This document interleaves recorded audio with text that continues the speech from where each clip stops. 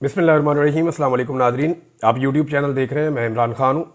बहुत सारी खबरें हैं, लेकिन सबसे पहले एक रोला पड़ गया है क्योंकि अरबी शहजादे, अरबी बादशाह आए जी शिकार खेलने के लिए। इस मरतबा यूएई के हुक्मरान आए हैं शिकार खेलने के लिए। वैसे ये आते रहते हैं शिकार खेलने पाकिस्तान में, पहले ये हर साल आया करते थे। और चोलिस्तान का जो इलाका है, क्योंकि मैं खुद शिकार खेलता रहा हूँ माजी में, और इन इलाकों का मैंने विज़िट किया है। जीप रैलीज होती हैं, उसलिए भी मैं वहाँ जाता था।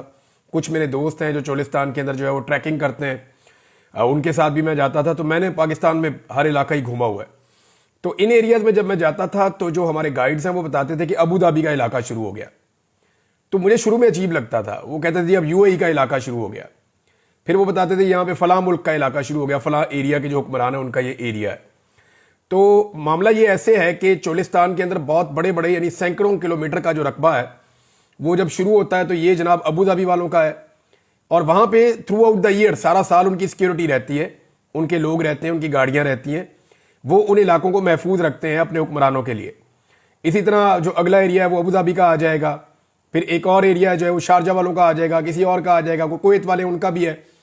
तो वो जितने शहजादे या बादशाह हैं, जो ताकतवर लोग हैं, उन्होंने पाकिस्तान की एस्टेब्लिशमेंट के साथ एक ताल्लुक रखा हुआ है। और उसकी बुनियाद के ऊपर एक खामोश एग्रीमेंट है कि ये एरियाज हमारे, और वहाँ पे वो अपनी सिक्योरिटी और अपना पूरा निज़ाम रखते हैं। उनकी वर्कशॉप्स वहाँ पे होती हैं, उनकी गाड़ियाँ वहाँ पे होती हैं, उनका एक बजट है जो हर साल वो भेजते हैं और वहाँ पे वो प्रोटेक्शन करते हैं। ना सिर्फ अपनी शिकारगाह की, बल्कि वहाँ पे जो शिकार मौजूद है उसकी भी वो प्रोटेक्शन करते हैं, ताकि मैक्सिमम जानवर ज़्यादा हो जाएं। जब शहजादे या उनकी फैमिलीज या बादशाह वो शिकार खेलने के लिए आएँ तो उनकी शिकारगाह महफूज हो। ये शिकारगाह सिर्फ पंजाब में नहीं है, ये सिंध में भी है। और ये शिकारगाह जो है वो बलूचिस्तान में भी 2-3 शिकारगाहें बड़ी मशहूर हैं। योब से आगे एक शिकारगाह मैंने अफगानिस्तान बॉर्डर के करीब देखी थी, मेरे ज़हन से उसका नाम निकल गया। वो तिलोर के लिए दुनिया की बेहतरीन शिकारगाहों में से एक है, बहुत बड़ी शिकारगाह है वो भी। तो इस तरह जो है ये पहले हर साल आते थे खेलने के लिए, लेकिन फिर इनके पास बहुत ज़्यादा पैसा आ गया, ये बहुत ज़्यादा कमर्शियल हो गए। पूरी दुनिया के लोग जो है वो अब अरब ममालिक में आना शुरू हो गए, यूरोपियंस आ रहे हैं, बाकी लोग आ रहे हैं। तो इनकी इंटरटेनमेंट के लिए जो है वो ज़राए भी बहुत ज़्यादा बढ़ गए। फिर कभी अब शिप्स पे निकल जाते हैं, यानी सर्दियां जब आती हैं तो फिर ये छुट्टियों पे निकलते हैं और नए साल में इंजॉय करते हैं। तो इनकी पूरी टीमें हैं जो बताती है कि जनाब इस साल आपने कौन कौन सी इंजॉयमेंट किस किस मौके पे करनी है।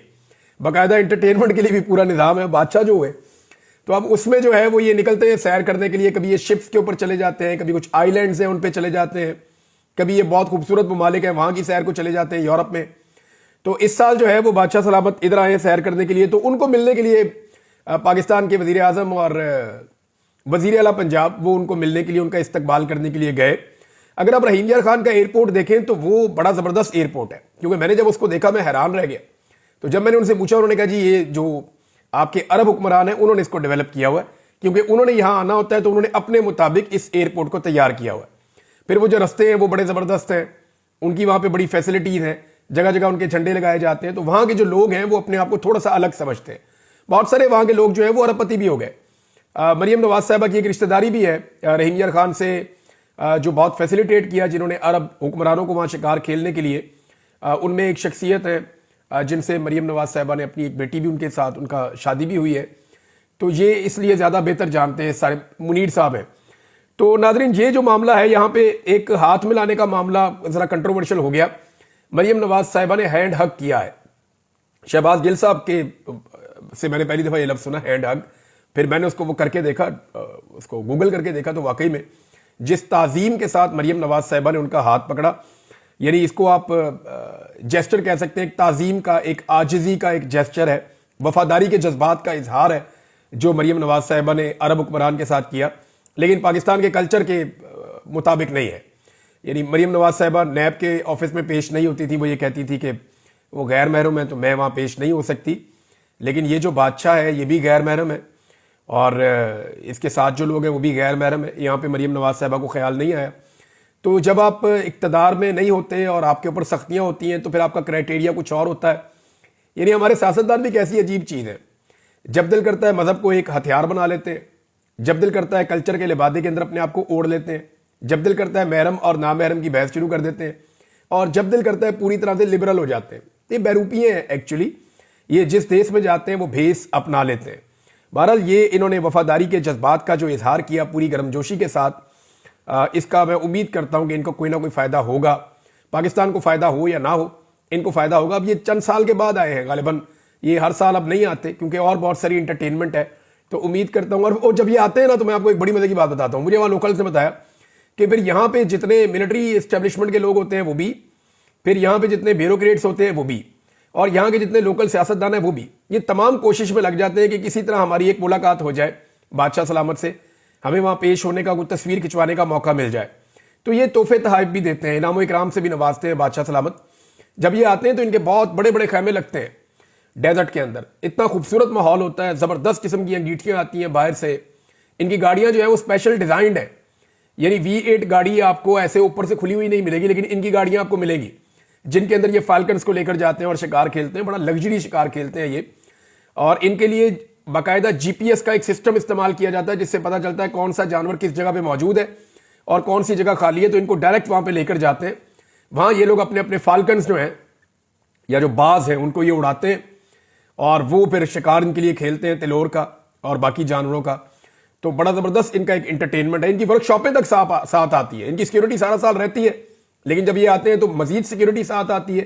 ان کے خادم, ملازم, ٹیکنیکل عملہ, ہر قسم کی فیسلٹی یہ جنگل میں منگل کر دیتے ہیں. اور پھر ان کے قریب پھٹکنے کی بھی کسی کو اجازت نہیں ہوتی. اگر کسی کو آنا ہے تو پھر باقاعدہ پراپر پرمیشن لے کے, کیونکہ بادشاہ سلامت کا یہ انٹرٹینمنٹ کا ٹائم ہے, ان کا یہ چھٹیاں منانے کا ٹائم ہے. ان کے ساتھ ان کا پورا لاؤ لشکر ہوتا ہے جو ان کے لیے انٹرٹین ان کو کرتا ہے ڈیزرٹ کے اندر. تو اس لیے وہاں پہ مداخلت بھی وہ کم سے کم رکھتے ہیں. تو کچھ لوگ ملنے میں کامیاب ہو جاتے ہیں, کچھ لوگ نہیں ہوتے. اب یہ مریم نواز صاحبہ کے ہاتھ میں لانے کے اوپر تنقید ہو رہی ہے. ایکچولی PMLN نے اتنا گند مارا ہوا ہے پاکستان میں عورتوں کے اوپر, اتنا زیادہ مارا ہوا ہے کہ وہ تھوڑی سی بھی حرکت وہ بھی کرتے ہیں تو پھر آگے سے اسی طرح کا جواب آتا ہے. یہ اب مریم نواز صاحبہ کی مرضی ہے, وہ جیسے مرضی ہاتھ پکڑے. یہ دیکھیں ان کو ایک انڈیپینڈنس ہے, ایک آزادی ہے ان کو کہ وہ جس کا چاہیں جیسے مرضی ہاتھ پکڑیں. لیکن جو آپ کی کلچر ہے اس کے ساتھ جو چیزیں مطابقت نہیں رکھتی وہ آڈ لگتی ہیں. اور PMLN کا اپنا میڈیا جو ہے وہ اس پہ ڈیفینسو ہے, وہ پریشان ہے کہ جناب اس کا کیا جواز ہم دیں. پاکستان تحریک انصاف نے ابھی تک ان کو گرین سگنل نہیں ملا کہ آج ان کی ملاقات ہوگی یا نہیں ہوگی عمران خان صاحب سے, لیکن ان کی کمیٹی عمران خان صاحب سے ملنا چاہتی ہے. اور آج فیصلہ آنا تھا عدالت کا, لیکن رات گئے یہ پتہ چل رہا ہے کہ فیصلہ نہیں آئے گا. اور یہ بات ہمیں پتہ چل رہی ہے ان لوگوں سے جو اسٹیبلشمنٹ کی طرف سے خبریں دیتے ہیں. ہمیں عدالت کی طرف سے یہ خبر ابھی تک پتہ نہیں چلی, اور ہو سکتا ہے کہ فیصلہ آ بھی جائے اچانک, لیکن اب زیادہ امکانات یہ ہے کہ فیصلہ نہیں آئے گا, اس کو مزید ڈیلے کیا جائے گا. ایسا لگتا ہے کہ فیصلہ بھی اب مذاکرات کے ساتھ مشروط ہو گیا, اور شاید عدالتی فیصلہ بھی یہ دیکھ کر آئے گا کہ اس نے آنا کیا ہے, یعنی اس طرف جانا ہے یا اس طرف جانا ہے. مذاکرات کے نتیجے کے اوپر لگتا ہے فیصلہ ٹکا ہوا ہے. پاکستان بھی ایک عجیب ہی ملک ہے. یہاں پہ ججز یہ سوچتے ہیں کہ جناب یا ان کو یہ سوچوایا جاتا ہے یا انہیں بیچاروں کو مجبور کیا جاتا ہے. بڑی مجبور عدلیہ ہے, چاہے وہ سپریم کورٹ ہو, چاہے وہ ہائی کورٹ ہو, چاہے وہ لوور کورٹس ہوں. لیکن یہاں پہ ایسے زبردست ہیروز بھی ہیں اسی عدلیہ کے اندر جنہوں نے تمام دباؤ اور پریشر کے باوجود حق اور سچ کے ساتھ کھڑے ہو کر انصاف کیا. اور میری قسمت بڑی اچھی ہے, یعنی میں اگر آپ کو یہ کہوں پرسنٹیج میں 80% میں ایسے ججز کے سامنے پیش ہوا جنہوں نے مجھے موقع پر انصاف دیا, اور کوئی 20% مجھے بڑی مایوسی بھی ہوئی کہ سامنے نظر آ رہا ہے کہ یہ چیز ایسے نہیں ایسے ہے, لیکن جج صاحب کمرے کے اندر جاتے ہیں اور اندر سے فیصلہ لکھ کر کچھ اور بھیج دیتے ہیں جس کے اوپر پوری عدالت مایوس ہو جاتی تھی. عدالت میں جتنے لوگ کھڑے ہوتے تھے سارے مایوس ہو جاتے تھے. تحریک انصاف کے لیے ایک آپشن ہے, اور اس کے اوپر کچھ لوگوں نے ذکر بھی کیا ہے. میرے پاس ڈائریکٹ اس حوالے سے کوئی خبر نہیں ہے, لیکن یہ خبریں گردش کر رہی ہے کہ تحریک انصاف ایک درخواست دے گی عمران خان صاحب کی حفاظت کے لیے کہ جناب عمران خان صاحب کو جو ہے کہیں اور شفٹ کیا جائے. لیکن مجھے نہیں لگتا کہ یہ ہونا چاہیے. اگر عمران خان صاحب نے اس سسٹم کے سامنے ایسے سرنڈر کیا اور ان کی پارٹی نے ایک ایسی درخواست کمزور ڈالی تو جتنی عمران خان کی سٹرگل ہے اس کو کچھ حد تک دھچکا لگے گا. یعنی نواز شریف صاحب ڈیل کر کے باہر آئے, زرداری صاحب ڈیل کر کے باہر آئے, بے نظیر پاکستان واپس آئی, ڈیل کر کے آئی. تو پاکستان میں سب نے ہی اسٹیبلشمنٹ سے ہمیشہ ڈیل کیے. اگر عمران خان صاحب اسٹیبلشمنٹ سے ڈیل کیے بغیر ایک دباؤ ڈال کر اور عوامی طاقت سے باہر آ گئے تو یہ پاکستان کا ریکارڈ ٹوٹ جائے گا, اور پاکستان کو ایک بار یہ ریکارڈ توڑنا پڑے گا. چاہے وہ نواز شریف توڑ دیتے, چاہے وہ بے نظیر توڑ دیتی, چاہے وہ کوئی اور توڑ دیتا, یا چلے اب عمران خان توڑ دے, لیکن اس متھ کو ایک مرتبہ توڑنا پڑے گا کہ پاکستان میں اسٹیبلشمنٹ کے بغیر بھی عوامی طاقت سے فیصلے کیے جا سکتے ہیں. اگر بند کمروں میں فیصلے ہونے ہیں تو پھر تو پاکستان جہاں کھڑا تھا آج سے 2.5 سال پہلے, پاکستان خدا نہ خواستہ وہیں کھڑا ہوگا. تو پاکستان تحریک انصاف کو ایسی کسی بھی چیز سے مجھے ایسا لگتا ہے گریز کرنا چاہیے. हामिद रजा काज़मी साहब ने एक दावा किया, उन्होंने कहा जी कि एक दबाव उन्होंने डालने की कोशिश की है। उन्होंने कहा जी कि इमरान खान ने मुतालबात पूरे ना होने की सूरत में ये कह दिया है कि फिर मुज़ाकरात खत्म हो जाएंगे। देखिए दबाव वो डालने की कोशिश कर रहे हैं। मुतालबात है क्या जी? दो मुतालबात हैं, सादे मुतालबात हैं। नून लीग कहती है मुतालबात लिख कर लाओ, पीटीआई कहती है जी हमने आपको बता दिया, सारी दुनिया को पता है यही मुतालबात है। एक इमरान खान ने यह कहा है कि आप 26 नवंबर और 9 मई के ऊपर जुडिशल कमीशन बना दें। दूसरा इमरान खान ने यह कहा है कि जो बेगुनाह कैदी हैं, जो अंडर ट्रायल हैं, जिनको बेल्स मिल सकती हैं, अदालतों को दबाव डालना छोड़ दें और उनको आज़ाद किया जाए फौरी तौर पे। अब ये जो मामला है, इन दोनों को वो तहरीरी तौर पे मांगते हैं ताकि इसको कल को एनआरओ का रुख दिया जा सके। पाकिस्तान तहरीक इंसाफ कहती है जनाब यही है, ये दो चीजें आप मान लें तो हम आगे बढ़ जाते हैं। अगर ये नहीं मानेंगे तो फिर इमरान खान साहब की पार्टी ने इस वक्त जो हिकमत अमली बनाई हुई है वो मैं आपको बता देता हूं कि आने वाले दिनों में वो एक लॉन्ग मार्च की तैयारी फिर से कर रहे हैं और ये आपको मौसम बहार में लॉन्ग मार्च नजर आएगा। देखिए जो मार्च का महीना शुरू होता है ना, यानी फरवरी की 20 तारीख के बाद से मौसम बदलना शुरू होता है और 20 फरवरी के बाद से लेकर जो आपका मार्च का महीना आएगा पूरा, इसमें बिल्कुल एक बड़ा मुवाफिक मौसम होता है एहतजाज के लिए। पाकिस्तान में बड़ी बड़ी तहरीकें इन मौसमों में चलती रही हैं, तो फिर अप्रैल मई तक पूरा एक माहौल होता है। तो क्या इमरान खान साहब की पार्टी दोबारा एक लॉन्ग मार्च की तैयारी कर रही है? तो बिल्कुल कर रही है। और ये जो सर्दियों का एक अभी माहौल बना हुआ है जिसके अंदर कोई तहरीक नहीं चल सकती, तो इस माहौल में हुज्जत तमाम की जा रही है कि देखें हम बैठे हैं जी मुज़ाकरात करने के लिए, हमारे सादे से मुतालबात हैं, वो मुतालबात आप मान रही हैं। अब एक क्लेम किया जियो ने और इस पे उन्होंने नाम भी नहीं लिया कि किस बंदे ने उनको ये खबर दी है। उन्होंने कहा जी कि पीटीआई कहती है जी इमरान खान को छोड़ दें, बस इमरान खान को आप छोड़ दें।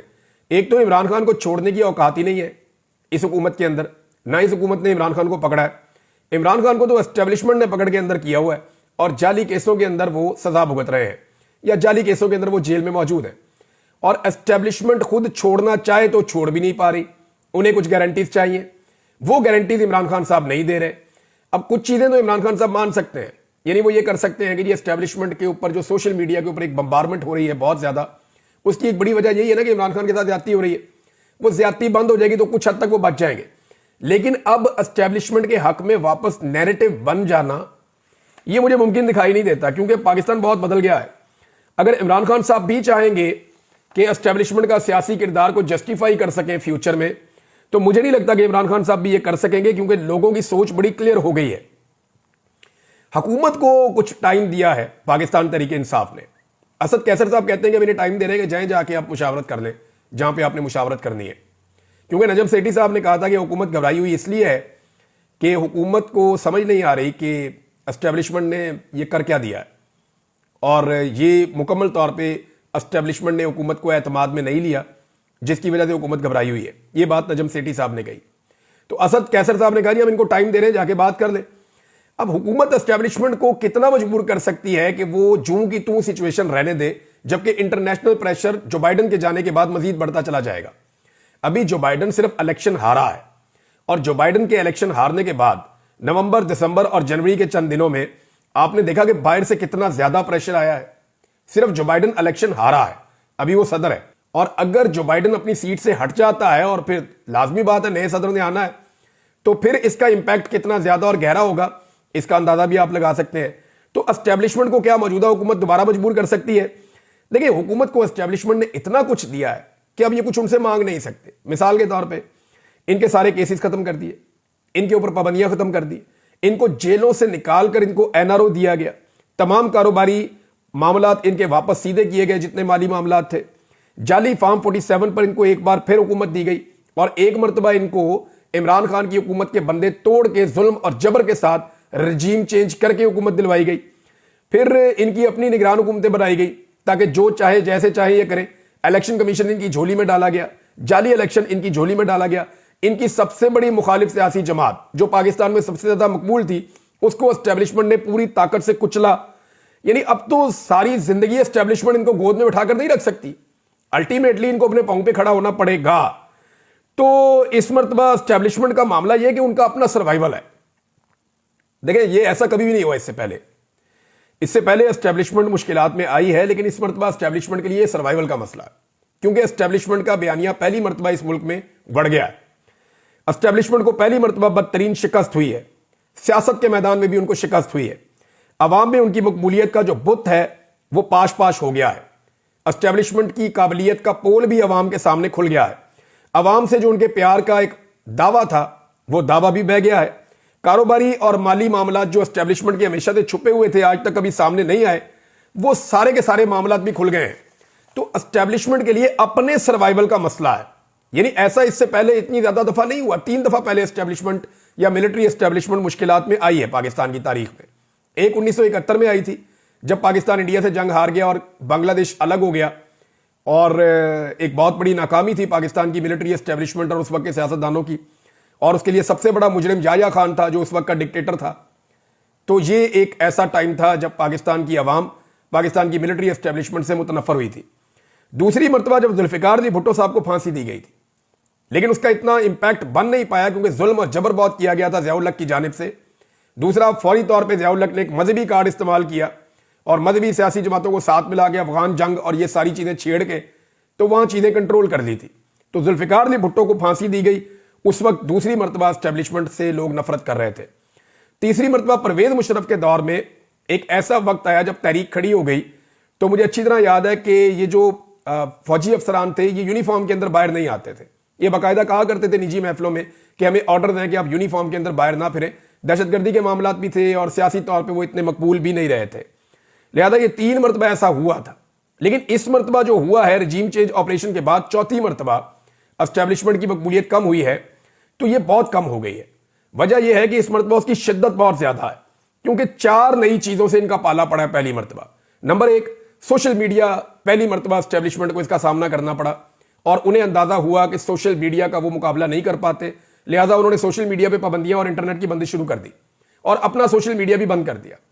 यानी ISPR का जो DG है उसका सोशल मीडिया बहुत तगड़ा होता है, ट्विटर के ऊपर जो उसका अकाउंट होता है, लेकिन वो एक भी ट्वीट नहीं कर पा रहा है क्योंकि जितने ट्वीट वो करते हैं उसके नीचे जो आवाम फिर जुमले लिखती है तो उन्होंने पहले उसको बंद कर दिया। नंबर 2 जो सामना करना पड़ा सोशल मीडिया के बाद वो ओवरसीज पाकिस्तानियों का।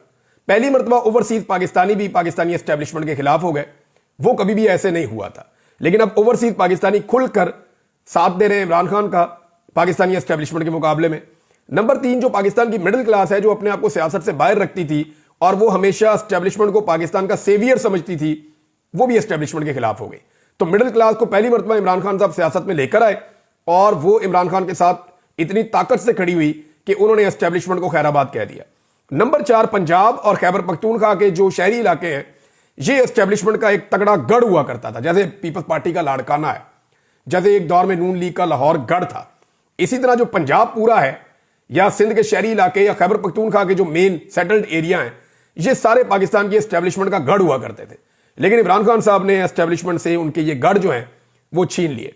अब मेरे सुनने वाले बहुत सारे लोग जो है ना वो इस बात से शायद इख्तलाफ करें, नाराज भी, उनको बुरा भी लगे, लेकिन मेरे ख्याल में अगर आज सारी अच्छी जमातें मिलकर, ईमानदार या करप्ट लीडरशिप मिलकर, मुहिब्बे वतन या सारे गद्दार मिलकर, सारी जमातें और क़यादत मिलकर सिर्फ फौज को सियासत से और दीगर कारोबारों से अलग कर देना तो अगले 10 से 20 साल के अंदर मैं आपको गारंटी करता हूं कि यह मुल्क रहने के लिए एक बेहतरीन जगह बन जाएगा। ये सारे चाहे चोर हैं, चाहे डाकू हैं, चाहे गद्दार हैं, ये जितने सियासतदान हैं, जैसे भी हैं, गंदे हैं, अच्छे हैं, करप्ट हैं, बेईमान हैं, कुछ भी हैं, ये सारे इकट्ठे होकर बैठ जाएं और बैठकर एक मरतबा पाकिस्तान की फौज को पाकिस्तान के सियासी मामलात से और पाकिस्तान के कारोबारी मामलात से सिर्फ दिफाई मामलात में इनकी इंटरफेरेंस रखें, बाकी सारी चीजों से आप अलग करके देखें। 10 से 20 साल में गारंटी करता हूं कि यह मुल्क रहने की बेहतरीन जगह बन जाएगा। यह इस खित्ते का बेहतरीन मुल्क होगा। इसमें इतना पोटेंशियल है क्योंकि फिर फैसले जो है वो अवाम के और मुल्क के मफाद में होंगे ना, इदारों के या किसी के जाती मफाद के अंदर नहीं होंगे जो आज तक हम भुगतते रहे हैं। अच्छा जी, एक चीज और है कि पाकिस्तान तहरीक इंसाफ जो बाइडन के जाने के बाद मुजाहिरों की एक हिकमत अमली बना रही है और जो लॉन्ग मार्च होगा वो पहले से बहुत तगड़ा और बहुत बड़ा होगा। अब हुकूमत के बाद और एस्टेब्लिशमेंट के बाद ये रास्ता है कि जल्द अज जल्द इमरान खान को बाहर निकाले और वो जो एक बड़ी तहरीक अगर इमरान खान साहब बनाना चाहते हैं उसको किसी तरह इस मौसम बहार में पोस्टपोन कर दे या किसी तरह उससे जान छुड़ा ले या उससे बच जाए किसी तरह। लेकिन ऐसा होता हुआ दिखाई नहीं दे रहा क्योंकि हुकूमत की नीयत कुछ और है, एस्टेब्लिशमेंट की नीयत कुछ और है और इमरान खान साहब की फिलहाल बाहर आने की कोई नीयत दिखाई नहीं दे रही। इमरान खान साहब को डील का ताना दे रहे हैं नाज़रीन, लेकिन चंद हकायक मैं आपके सामने रखूंगा। دیکھیں ایک تو عمران خان صاحب نے جیل سے کہا کہ وہ نہیں چاہتے کہ کوئی مداخلت کرے باہر سے ان کی رہائی کے لیے بھی.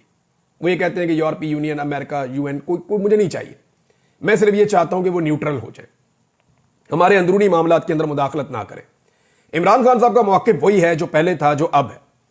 یعنی اگر آپ دیکھیں عمران خان جس کے اوپر آپ ڈیل کا الزام لگا رہے ہیں, کیا یہ وہی آدمی نہیں ہے جس نے اقوام متحدہ میں کھڑے ہو کر اسلاموفوبیا کے خلاف, ناموس رسالت کے حق میں, اسرائیل کے مظالم کے خلاف سب سے زوردار طریقے سے آواز اٹھائی تھی, جس نے کھل کر کہا تھا کہ وہ کبھی بھی اسرائیل کو تسلیم نہیں کرے گا جب تک کہ فلسطینیوں کو ان کا حق نہیں مل جاتا, جس نے حکومت میں رہتے ہوئے ایبسلیوٹلی ناٹ امریکہ کو کہا تھا, بہت طاقتور ملک ہے, جس نے ٹرمپ جب صدر تھا امریکہ کا, اس وقت ٹرمپ نے جب پاکستان کے خلاف کو ٹویٹس کیے تھے تو اس نے بطور وزیر اعظم ڈونلڈ ٹرمپ کو ٹکا کر جواب دیا تھا, اور جب یہ وزیر اعظم نہیں تھا اس نے تب بھی ڈونلڈ ٹرمپ کو ٹکا کر جواب دیا تھا. اور آج کی حکومت صرف ایک نامزد وزیر ہے, صرف ایک نامزد آدمی ہے ڈونلڈ ٹرمپ کا خصوصی نمائندہ رچرڈ گرنل, اس کو جواب نہیں دے پا رہی آج کی حکومت. آپ عمران خان کو کہہ رہے ہیں کہ وہ ڈیل کرے گا یا وہ امریکہ سے مدد مانگے گا, جس نے ڈونلڈ ٹرمپ کو اس وقت جواب دیا جب ڈونلڈ ٹرمپ صدر تھا, اور یہ آج اس کے ایک وزیر کو جو بھی بنا بھی نہیں ہے یہ حکومت اس کو جواب نہیں دے پا رہی. یہ وہ آدمی ہے جس نے یورپی یونین کو کہا تھا کہ ہم غلام نہیں ہیں یا ہم کوئی غلام ہے. ایسی بات کھل کر کہنا یہ عمران خان کے بس کی بات تھی اور کوئی کر نہیں پایا. یہ عمران خان ہے جس کو آپ ڈیل کا یا کسی چیز کا تانا دے سکتے ہیں, کیسے دے سکتے ہیں؟ اس کے دور میں ایک بھی ڈرون حملہ نہیں ہوا, کیا فرق پڑا تھا؟ زرداری کے دور میں دھڑا دھڑ ڈرون حملے, مشرف کے دور میں دھڑا دھڑ ڈرون حملے, نواز شریف کے دور میں دھڑا دھڑ ڈرون حملے. ایک آدمی چینج ہوا, وزیر اعظم پاکستان کا عمران خان بن گیا, ایک بھی ڈرون حملہ نہیں ہوا. کیوں نہیں ہوا؟ کیوں نہیں ہوا؟ کیا امریکہ ڈر گیا تھا اس سے؟ بھئی بات یہ ہے کہ اس آدمی نے کہا نہیں میں ڈرون حملے ہونے دوں گا پاکستان میں, میرے ساتھ بات کرو. تو یہ عمران خان ہے, وہ نہیں چاہتا کہ مجھے بیرونی مدد چاہیے, ہاں لیکن اس کے اوورسیز پاکستانی جو آج اس کے ساتھ کھڑے ہیں ان کا یہ حق ہے کہ رولا ڈالے جس ملک میں وہ رہتے ہیں. وہ انسانی حقوق کو لے کے رولا ڈال رہے, وہ بتا رہے ہیں کہ اس کے ساتھ ظلم اور زیادتی ہو رہی ہے, اور دس از ڈیموکریسی, یہی تو جمہوریت ہے. وہ ان ملکوں کے اندر کھڑے ہو کے رولا ڈال رہے ہیں, پاکستان میں آگے ان کو رولا ڈالنے کی اجازت نہیں ہے. وہ یہاں پہ آگے سیاست میں ووٹ بھی نہیں ڈال سکتے, یا ان کو وہاں پہ ووٹ ڈالنے کا حق بھی نہیں ملتا. یہاں پہ ان کو آنا پڑتا ہے, جب یہاں پہ آتے ہیں ایئرپورٹوں پہ ان کو تنگ کیا جاتا ہے. یہاں پہ آزادی اظہار رائے ہے نہیں, تو جن ملکوں میں وہ ہیں وہاں پہ وہ اپنی آزادی اظہار رائے استعمال کر رہے ہیں, اور وہ یہ کہہ رہے ہیں کہ پاکستان میں ظلم اور زیادتی اور جبر ہو رہا ہے اور دنیا کو اس کے لیے آواز اٹھانی چاہیے. تو اس میں غلط کیا ہے؟ کیا اوورسیز پاکستانیوں سے ان کی سیاست کا حق چھین لیا جائے؟ وہ اپنا کام کر رہے ہیں, عمران خان اپنا کام کر رہا ہے. آپ سوال تب اٹھا سکتے ہیں کہ جب عمران خان امریکہ سے درخواست کرے کہ امریکہ مداخلت کر کے مجھے جیل سے نکال لے. اس نے تو ایک مرتبہ بھی ایسا نہیں کہا. لہذا جو لوگ یہ کہہ رہے ہیں نا, وہ یا تو بیلنس کرنا چاہتے ہیں چیزوں کو, یا وہ ایک نیا بیانیہ بنانا چاہتے ہیں. تو بیانیہ اس طرح بنتا نہیں ہے, نہ بنے گا. اس کے لیے پلیٹلیس گرانے پڑتے ہیں, اس کے لیے قطری خط لانا پڑتا ہے, اس کے لیے اور بہت سارا کچھ کرنا پڑتا ہے جو عمران خان فی الحال نہیں کر رہا.